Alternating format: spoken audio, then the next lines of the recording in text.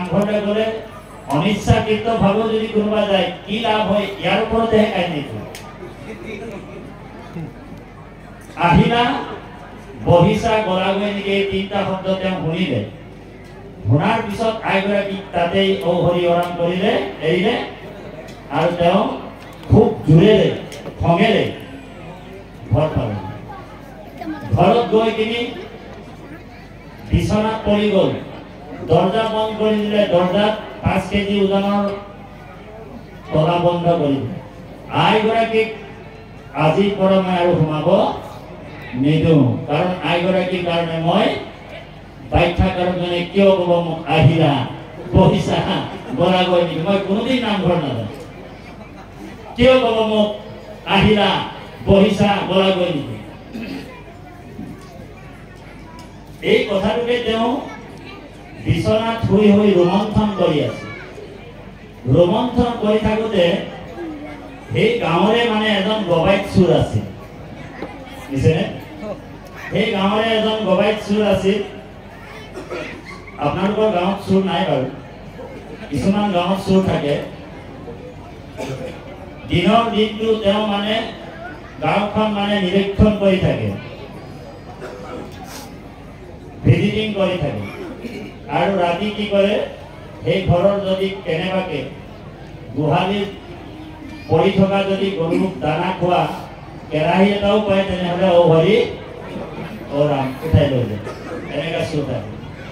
সেই চোৰজন মানে দিন জোৰা এই যে ভাগৱতৰ অনুষ্ঠানটো চলি আছে, দিনত মানে কোনোদিন নামঘৰলৈ নোযোৱা সেই মানে স্ত্ৰী আৰু স্বামী বাপ আৰু আইগৰাকী প্ৰথমবাৰৰ কাৰণে মানে নামঘৰলৈ যোৱাটো দেখিলে, নামঘৰলৈ যোৱাটো দেখিলে। চোৰটোৱে মনতে সংকল্প ল'লে যে আজি বোলে মই বোলে সেই ঘৰটোতে বোলে হামলা দি দিয়াই ভাল, সেই বুলি মানে তেওঁ গধূলি চুৰ কৰিবলৈ আহিল। আৰু যেতিয়া চুৰ কৰিবলৈ আহিল তেওঁ গেটত তলা বন্ধ পাইছে, বোলে গেটখন তলা বন্ধ। তেওঁ জাপ মাৰি ভিতৰলৈ সোমালে, চাৰিওফালে দৰ্জা বন্ধ, পিছফালে গ'ল, পিছফালৰ খিৰিকী এটা মানে পাকঘৰৰ খিৰিকী এটা অকণমানকে খোলা আছিলে, তেওঁ টনা উজৰা কৰোঁতে খোল খাই গুচি গ'ল। চোৰটোৱে ভাবিলে গল্ডেন চান্স পাই গ'লো, এইফালে দিয়ে সোমাই দিয়াই ভাল। তেওঁ কি কৰিলে, খিৰিকীয়েদি লাহেকে ভৰিটো সোমাবলৈ আৰম্ভ কৰোঁতেই ভিতৰৰ পৰা এটা শব্দ আহি গ'ল, আহিলা।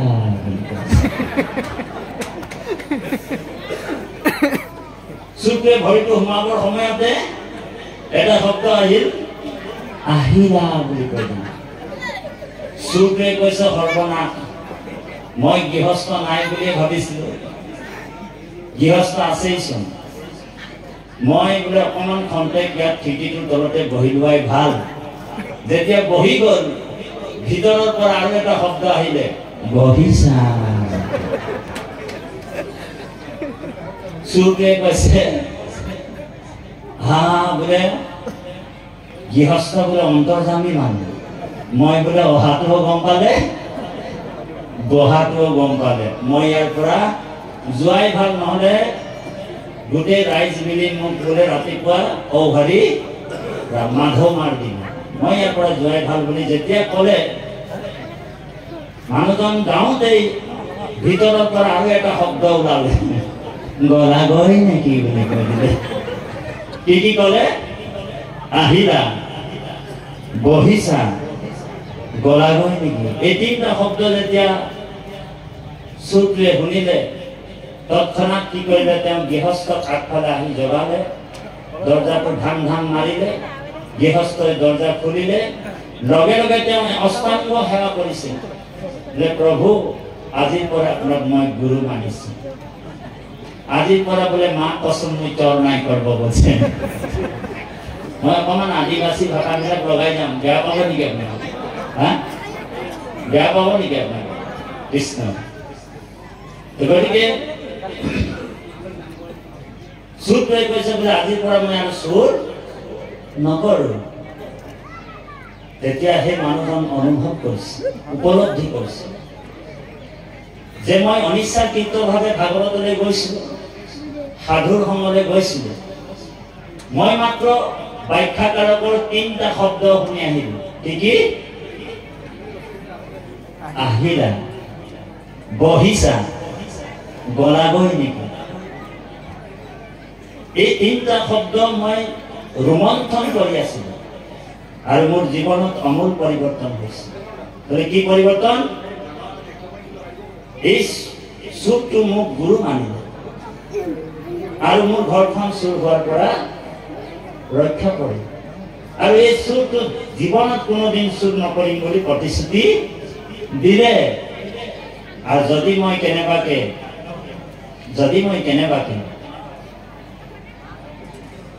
সদায় যদি মই সাধুৰ সংগ ভাগৱতৰ কথাবিলাক শুনিলোহেঁতেন, তেনেহ'লে মোৰ জীৱনত কিমান লাভ হ'লহেঁতেন। গতিকে কৃপালু বাপাই সমস্ত এই ভাগৱত ভক্তি, ভাগৱত ধৰ্ম আমাৰ জগতগুৰু শ্ৰীমন্ত শংকৰদেৱে পূৰ্ব দিশত অৱতাৰ হৈছিলে। আপোনালোক জানে, শ্ৰীমন্ত মিশ্ৰ দেৱ পূর্ব দশে বিরজতে ধর্ম সনাতনম যস্য প্রকাশ্য ক্ষিতি মণ্ডলে অকৃতি কর্ম নাশয় সৎসঙ্গ চ লভয় তো নরহ ভববন্ধ কৌলমলঞ্চ নাশনম। ভগবান কৃষ্ণই নারদক কৈছে কুৰুক্ষেত্ৰ উপপুৰাণত, হে নাৰদ, নাৰদে প্ৰশ্ন কৰিছিলে, প্ৰভু আপুনি কলিযুগত কোনটো ক'ত অৱতাৰ হ'ব আৰু আপোনাৰ নাম কি হ'ব? হয়নে বাৰু? কোনটো দিশত অৱতাৰ হ'ব? তেতিয়া ভগৱান কৃষ্ণই কৈছে যে মই কলিযুগত শ্ৰীমন্ত মিশ্ৰ দেৱ পূৰ্বদশে বিৰজতে ধৰ্ম সনাতনম যস্য প্ৰকাশ্য ক্ষিতি মণ্ডলে অকৃতি কর্ম নাশয় সৎসঙ্গ চ লভয় তো নরহ। ভগবান কৃষ্ণ প্রথমতে কলিযুগত অবতার হয়। গতিকে কৃপালু বাবাই সমস্ত যুগ 4টা আপোনালোক জানে, সত্য, ত্ৰেতা, দ্বাপৰ আৰু কলি, 4টা যুগ সকলোৱে জানে। কিন্তু আজিকালি এটা নতুন যুগ আহিলে, আপোনালোক জানে কি যুগ? আজিকালি এটা নতুন যুগ আহিছে, সেই যুগটোৰ নাম হৈছে ফটো যুগ। কি যুগ? ফটো যুগ। আমি কেনেবাকে যদি ভাগৱতৰ পৰা উঠি যাওঁ বা আমি ক'ৰবাৰ পৰা যদি নিৰ্দিষ্ট বক্তা কৈ যাওঁ, তেনেহ'লে আইসকল বাপসকলে বাপ বোলে ফটো এটা ল'ব লাগিব, বাপ বোলে ফটো এটা ল'ব লাগিব। আমি ভাবিলো আই কি ৰকম মানুহ দেই, বোলে আজকাল বোলে ফটোৰ যুগো ওলাই গেছে, ফটোৰ যুগ ওলাই গ'ল। গতিকে কৃপালু বাপাই সমস্ত পৰমেশ্বৰ প্ৰভু ভগৱন্ত যুগ ধৰ্ম নিৰ্ণয় কৰিছে। সত্য যুগে ধ্যান, ত্ৰেতা যুগে যজ্ঞ, দ্বাপৰ যুগত পূজা, কলিত শৰীৰ কীৰ্তন বিনাই আৱাৰ নাই খেত দুজা। সত্য যুগত ধ্যান, ত্ৰেতা যুগত যজ্ঞ, দ্বাপৰত পূজা, কলিত হৰিৰ কীৰ্তন বিনাই আৱাৰ নাহিকে দুজা। কলি যুগত হৰিৰ নাম কীৰ্তন বিনা আৰু বেলেগ দ্বিতীয় নাই বুলি কৈছে।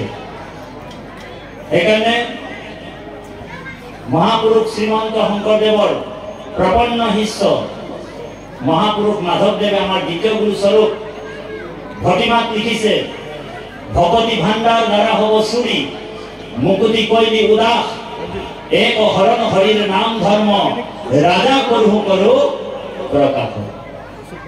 ভকতি ভাণ্ডাৰ মানে হৈছে ভঁৰাল, দ্বাৰা মানে হৈছে দুৱাৰ, মুকুতি কৈলি উদাস, এক হৰণ হৰিৰ নাম ধৰ্ম, ৰাজা কৰোঁ কৰোঁ প্ৰকাশ। আমাক ৰজাৰ ধৰ্ম দি থৈ গৈছে আমাৰ গুৰুজনে, হয়নে বাৰু? আৰু ৰজাই কেতিয়াও কাকো ভয় নকৰে। কৰে নেকি হা ৰজাই কাকো ভয় নকৰে গতিকে আপোনাক বাহিৰে ভিতৰে উচ্চ কণ্ঠেৰে তিনিবাৰ সেই জগতগুৰু শ্ৰীমন্ত শংকৰদেৱক সম্বৰ্ধনা জনাব উচ্চ কণ্ঠেৰে বাহিৰে ভিতৰে কওক জয় জগতগুৰু শ্ৰীমন্ত শংকৰদেৱ কি রকম মানুরে এতিয়া এক পেট ভাত খাই করে আছে করে আওয়াজেই নাই ওলাছে করে গুরুর নাম রয়েছে আজকাল তো বলে ঢের গুরু ওলাই গেলে রে আমরা বাগানিয়া ভাষায় বলে আজিকালি ঢের গুরু ওলাই কইছে আপনারা লোক জানেন গুরু বিলাক বলে বডিগার্ড নিয়ে নিয়ে ঘুরে ঘুরে ও হরি ওরা দেহ রক্ষক হ্যাঁ একে 47 লয় লাক্সারি কারত ঘুরি ফুরিছে ঢের গুরু তেনেকা আছে অসমত হয়নে বাৰু আপোনালোক দেখিছে বলে গুৰুৰে যদি মৃত্যুৰ ভয় আছে গুৰুৰে যদি মৃত্যুৰ ভয় আছে তেনেহলে শিষ্যক তৰাব পাৰিব নেকি ও হৰি তৰাব নেকি সেই গুৰু সকলক যদি কোনোবা আশ্ৰয় কৰিছে তেনেহলে তেওঁৰ কেতিয়াও কল্যাণ নহয় এখানে মহাপুৰুষ মাধৱদেৱে ভোকাত কৈছে শংকৰে শুদ্ধমত শাস্ত্ৰৰ তত্ত্বক ভেৰি প্ৰচাৰিলা কৃষ্ণৰ ভগতি তাংক এৰি কি কাৰণে আনক বুৰয় গুৰু কিনো লোক মহাপুৰুষ মতি উচ্চ কণ্ঠেৰে আকৌ তিনিবাৰ কওক জয় জগতগুৰু শ্ৰীমন্ত শংকৰদেৱ কি ৰকম মানুহে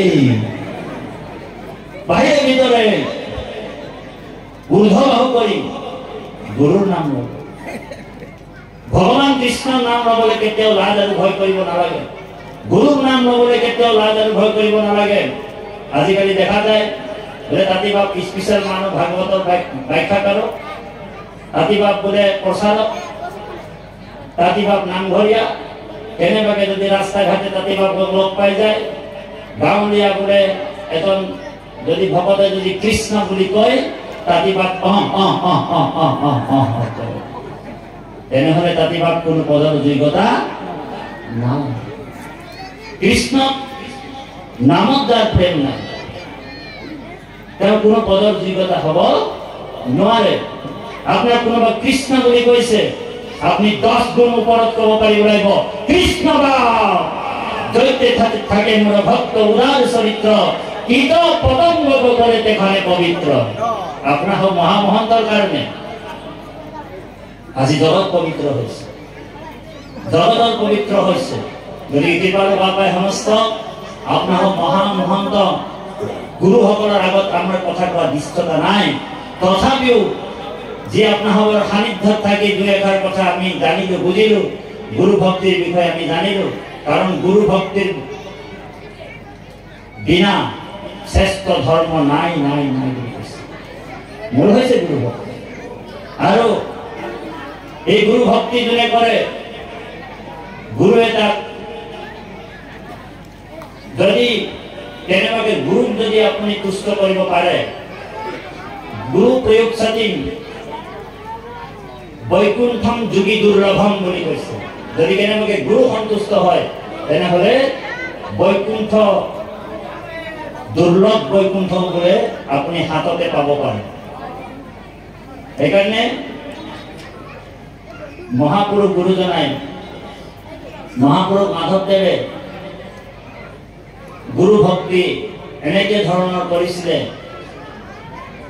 যে যেতিয়া মহাপুৰুষ গুৰুজনাই বৈকুণ্ঠ পায়ন হল তেতিয়া গুৰুভাৰ দায়িত্ব মহাপুৰুষ মাধৱদেৱৰ ওপৰত পৰিল আপোনালোক জানে গতিকে তিনিটা বস্তু মহাপুণ্যৰ ফলত আপোনালোক বা আমি লাভ হয় বুলি কৈছে এই তিনিটা বস্তু কি কি মহাপুণ্যৰ ফলত সাধুৰ সংগ এক মহাপুণ্যৰ ফলত সুপুত্ৰ পায় দুই আৰু মহাপুণ্যৰ ফলত সুভাৰ্যা পায় এই তিনিটা বস্তু মহাপুণ্যৰ ফলত লাভ হয় বুলি কৈছে গতিকে আপোনাক ধন্য আপোনাক ধন্য বুলি কৈছে কাৰণ ভাৰত ভাৰতবৰ্ষত জন্ম হয় আপোনালোকৰ জীৱন ব্যৰ্থ আপোনালোক পাৰ কৰা নাই। ভগৱান কৃষ্ণই ভাগৱতত কৈছে, জীৱ যদি পঞ্চদিন বিষ্ণু ভক্ত নৰ, তথাপি তাৰেহে জানা জীবন সফল। জীৱ যদি পঞ্চদিন বিষ্ণু ভক্তি নৰ, তথাপি তাৰেহে জানা জীবন সফল। যদি কোনোবা ব্যক্তি মাত্ৰ 5 দিন কৃষ্ণৰ ভক্তি কৰে, only 5 days, তথাপিও তাৰ জীৱন ধন্য বুলি কৈছে, সফল বুলি কৈছে। আপুনি মই যদি আজি কৃষ্ণক ভক্তি কৰি যদি কাইলৈ যদি কেনেবাকে আমাৰ জীৱনটো গুচি যায়, তেনেহলে আমাৰ জীৱন ধন্য বুলি কৈছে। পৰম দুৰ্মতি যিটো ভক্তিহীন নৰ, জীৱ যদি বহু কাল সহস্ৰ বৎসৰ। পৰম দুৰ্মতি যিটো ভক্তিহীন নৰ, জীৱ যদি পঞ্চদিন বহু কাল যদি জীৱ ব্যৰ্থতাৰ জীৱন একোৰে নহয় পাত্ৰ বুলি কৈছে, তাৰ জীৱন ঠিক বুলি কৈছে। এতিয়া আমাৰ এনাদৈ, মোৰ আপাদেউ, আমাৰ ককাদেউ, মোৰ আইতা 105 বছৰ বয়স পালে। কিছুমান মানুহে কয় বহুত আয়ু পালে দেই, তাৰ জীৱনটো ধন্য, সেই বুলি কয়, হয়নে বা? সেই জীৱনটো তেওঁ মাত্ৰ আয়ুটো পালেহে মাত্ৰ। জন্ম গোৱাইটা মিছা, কিন্তু কোনোদিন যদি নাম গৃহণে নাই হোৱা, ভকত সেৱা কৰা নাই, ঈশ্বৰ সেৱা নকৰিলে 120 বছৰ জীয়াই থাকিব, কিন্তু কোনোদিন যদি নামঘৰলে অহা নাই, ভকত সেৱা নকৰিলে, কৃষ্ণক চিনি নাপালে, তেনেহলে তেওঁৰ জীৱনটো ধিক বুলি কৈছে, ব্যৰ্থ বুলি কৈছে। সেইকাৰণে 5 দিনো যদি কোনোবা ভগৱানৰ ভক্তি কৰে, কৃষ্ণৰ ভক্তি কৰে, তেওঁৰ জীৱন সফল বুলি কৈছে।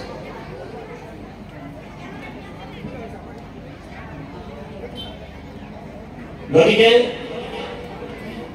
এই ভাৰতবৰ্ষত আপুনি জন্ম গ্ৰহণ কৰিলো। ভক্ত প্ৰহ্লাদে দৈত্য শিশুসকলক কৈছে, কি বুলি ক'লে?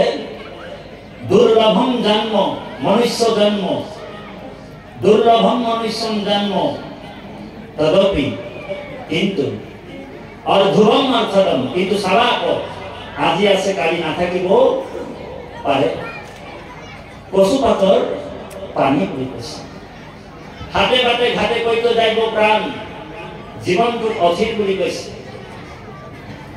ভক্ত প্ৰহ্লাদে দৈত্য শিশুসকলক উপদেশ দিছে, দুৰ্লভম মনুষ্যম দেহা তদপি অৰ্ধুবম অৰ্থদম, কিন্তু চাবা আকৌ জীৱনটো আজি আছে হয়তো কালি নাথাকিব পাৰে। পশুপাতৰ পানী কি কৰিব লাগিব? কুমাৰ আচৰে প্ৰাক ধৰ্মানি ভাগৱত, কৰিও কুমাৰ কালে ভাগৱত ধৰ্ম। আমাক ভাগৱত ধৰ্ম শৈশৱ অৱস্থাৰ পৰাই, শিশু অৱস্থাৰ পৰাই, 5 বছৰৰ পিছৰ পৰাই আমাক বা আগৰ পৰাই আমাক ভাগৱত ধৰ্ম শিকিবলৈ কৈছে।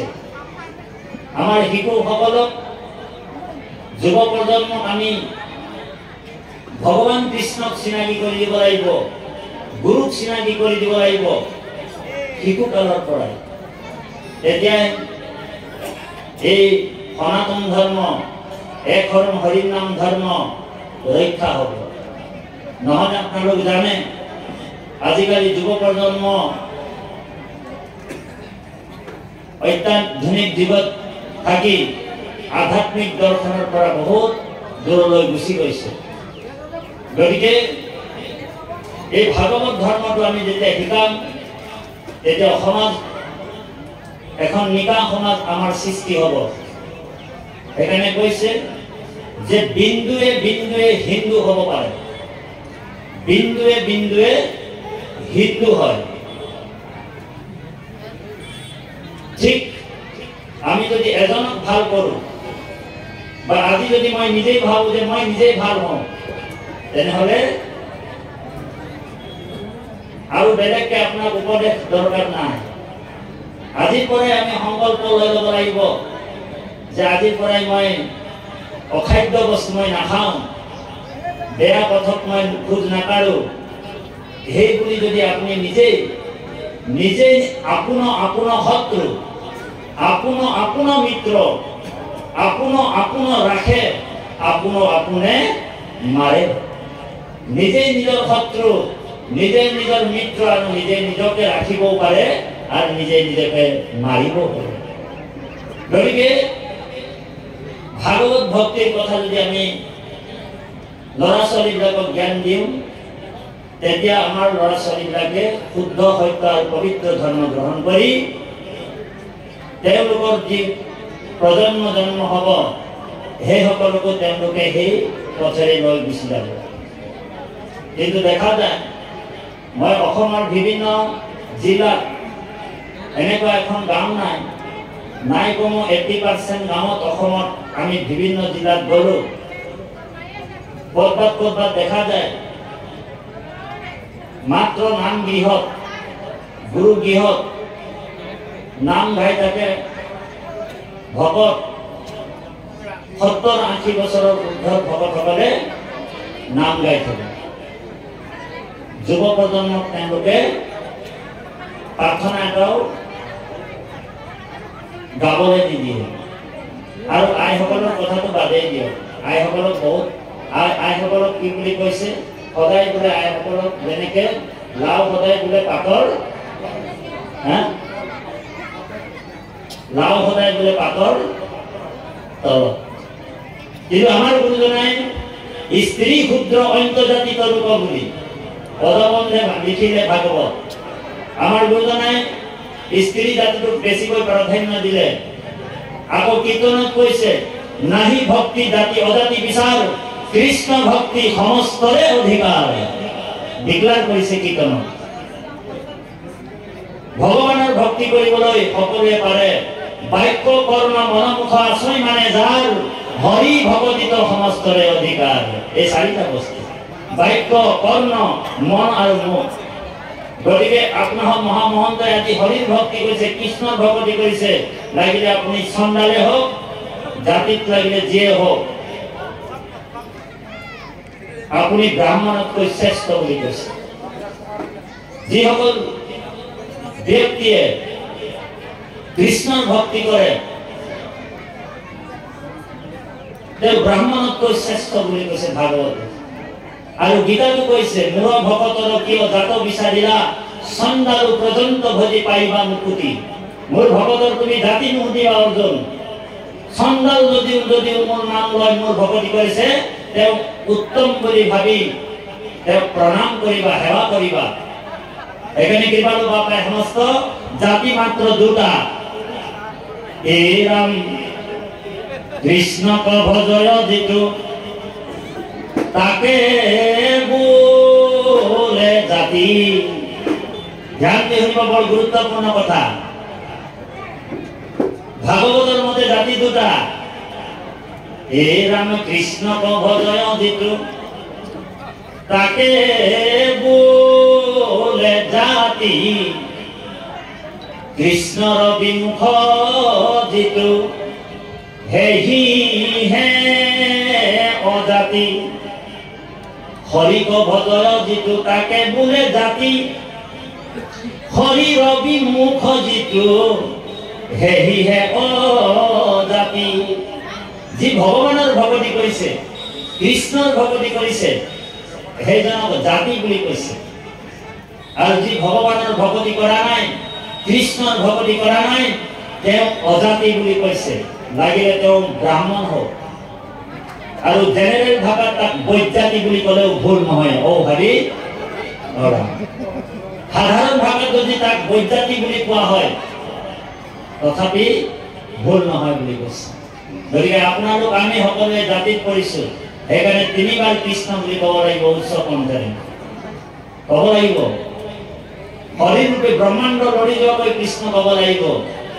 উচ্চ কণ্ঠেৰে কওক কৃষ্ণ। কি ৰকম মানুহ ৰে,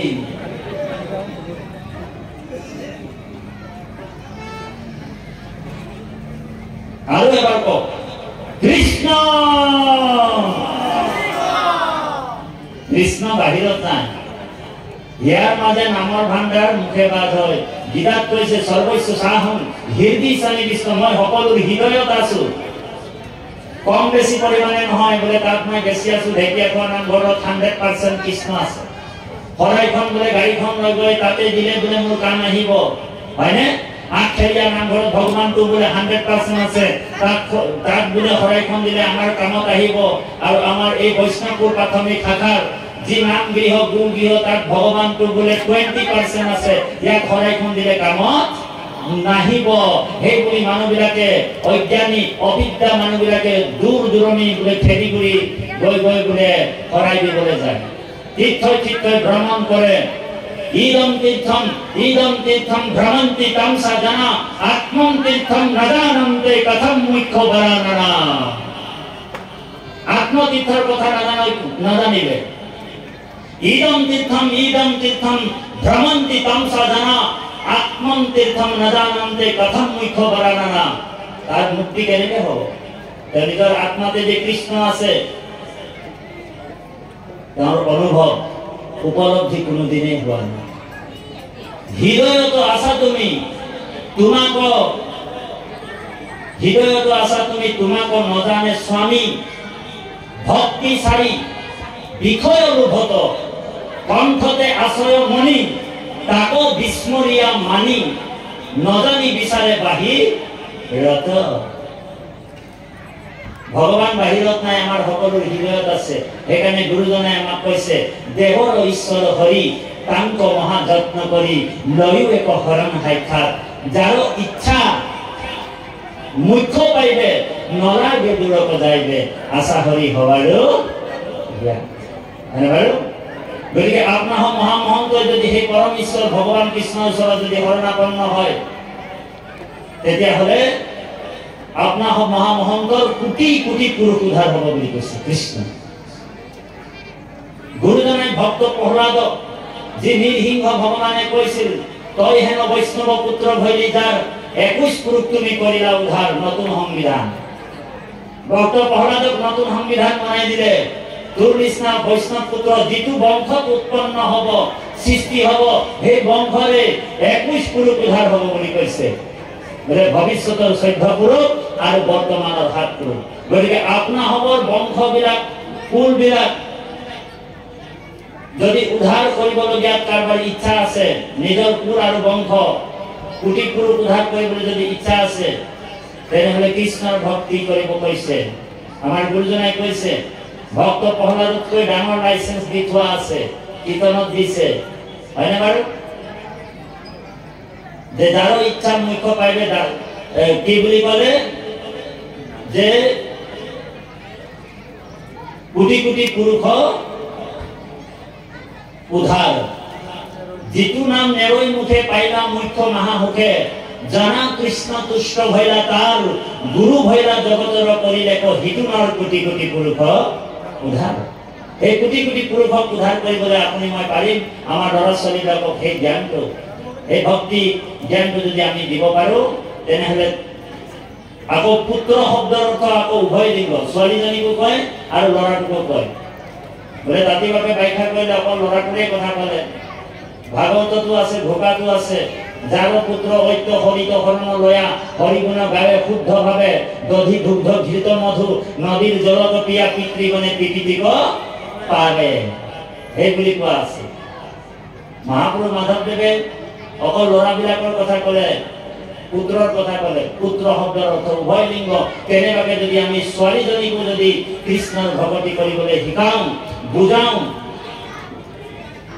তেনেহ'লে এই ছোৱালীজনীও নিজৰ বংশটো উদ্ধাৰ কৰিলে আৰু য'ত বিয়া হৈ গুচি যাব, সেই বংশটো সেই কুলটো উদ্ধাৰ কৰিব পাৰিব বুলি কৈছে।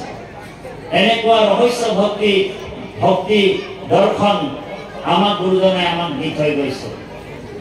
গতিকে এই ভাৰতবৰ্ষত জন্মগ্ৰহণ কৰি মনুষ্য জন্ম